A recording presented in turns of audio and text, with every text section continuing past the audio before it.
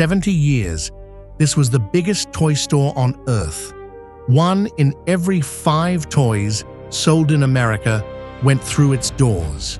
And on the day it announced it was closing every single location, it was still making money. That's the part nobody tells you. Toys R Us didn't run out of customers. It didn't lose to Amazon in some fair fight. In 2017, it still controlled around 1/5 of the entire US toy market. Kids still wanted to go. Parents still went. So how does a company that dominant, that beloved, that profitable, vanish completely in a matter of months, taking 33,000 jobs with it? The answer isn't a competitor.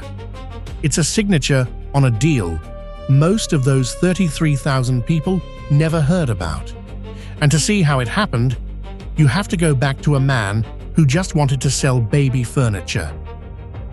In 1948, a 25-year-old veteran named Charles Lazarus came home from the war and noticed something everyone else missed. America was having babies, a lot of them. So he opened a baby furniture shop in Washington and called it Children's Bargain Town. But customers kept asking the same question: do you sell toys? Lazarus realized furniture was a one-time sale. A crib lasts years. A toy breaks, a kid outgrows it, and most importantly, a new one comes out every Christmas. Toys didn't just sell, they sold again and again. So in 1957, he bet everything on that idea. He gutted the furniture business, renamed the store Toys R Us, backwards R and all, and built something that had never existed.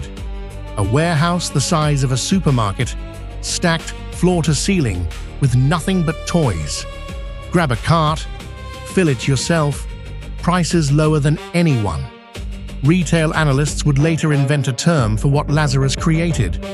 They called it the category killer, a store so big and so cheap in one product line that it wiped out every small competitor around it. And that's exactly what it did. The corner toy shop didn't stand a chance. By the 1980s, Toys R Us wasn't a store, it was the store, and it had a secret weapon that had nothing to do with price. His name was Jeffrey, a cartoon giraffe who somehow became one of the most recognized faces in America because Toys R Us understood something its rivals didn't. It wasn't selling toys to kids, it was selling childhood to their parents. And then came the jingle, 4 notes and one impossible promise that an entire generation can still sing from memory. I don't want to grow up. I'm a Toys R Us kid. That song did something no discount could. It turned a big box warehouse into a feeling. Walking through those doors on your birthday with a cart and no adult telling you no. For millions of kids, that was the magic of being a kid. By the late 1990s, the empire was staggering. More than 1,500 stores, operations on multiple continents. At its peak, Toys R Us sold nearly 1 out of every 4 toys bought in the United States. It had become so dominant that toy makers built their entire year around it. If Toys R Us didn't stock your toy didn't exist. The company was, by every measure, untouchable, which is usually the exact moment the ground starts to move. Because while Toys R Us was busy owning Christmas, a bookstore in Seattle was quietly learning how to sell everything. And it was about to make Toys R Us an offer that looked like a gift. The year was 2000. The internet was new, scary, and expensive. And Toys R Us didn't really want to build a website. So when a young company called Amazon offered to do it for them, it sounded perfect. The deal: Toys R Us would pay Amazon around $50 million a year, and in return, Toys R Us would be the exclusive seller of toys on Amazon's site. A 10-year partnership. Toys R Us got a storefront on the fastest-growing platform in the world. Amazon got a fat check and a category leader. Here's what Toys R Us didn't see coming. Amazon didn't want a partner. It wanted the customers. Soon, other toy sellers started appearing on Amazon anyway, a direct violation of the exclusivity Toys R Us had paid for. So in 2004, Toys R Us sued, and it won. A court let it tear up the deal, and it eventually collected around $51 million from Amazon. It felt like a victory. It was a catastrophe, because for 4 critical years, the exact years the internet was being decided, Toys R Us had outsourced its entire online business to the one company that would use it to learn the toy market and then take it. When the partnership blew up, Toys R Us had no website, no logistics, no digital anything. It had handed its future to a rival and gotten a check in return. But even that was survivable. The company was still enormous, still profitable, still number one. And that's exactly what made it a target. Because in 2005, 3 men in suits looked at Toys R Us and saw something the rest of us didn't. They didn't see a toy store. They saw collateral. In 2005, 3 of the most powerful firms on Wall Street, KKR, Bain Capital, and Vornado, bought Toys R Us for $6.6 billion. On paper, it was a rescue. In reality, it was the beginning of the end. And to understand why, you have to understand how the deal actually worked. Because this is the part that should make you angry. The 3 firms didn't pay $6.6 billion of their own money. They put in a fraction. The rest, billions of dollars, was borrowed. And here's the trick that defines the entire private equity playbook. They didn't put that debt on themselves. They put it on Toys R Us. Think about what that means. Imagine someone buys your house using your credit card, moves in, and hands you the bill. Overnight, a company that had been carrying manageable debt was suddenly drowning in around $5 billion of it. And the interest on that mountain came to roughly $400 million. Every single year. $400 million. That was money that could have rebuilt every store. Money that could have finally built the website. Money to compete with Walmart, with Target, with the Amazon that was now eating the toy market alive. Instead, all of it, year after year, went straight to lenders. Toys R Us was running just to stand still, and it never stopped running. And while the company suffocated, the firms that saddled it with the debt did fine.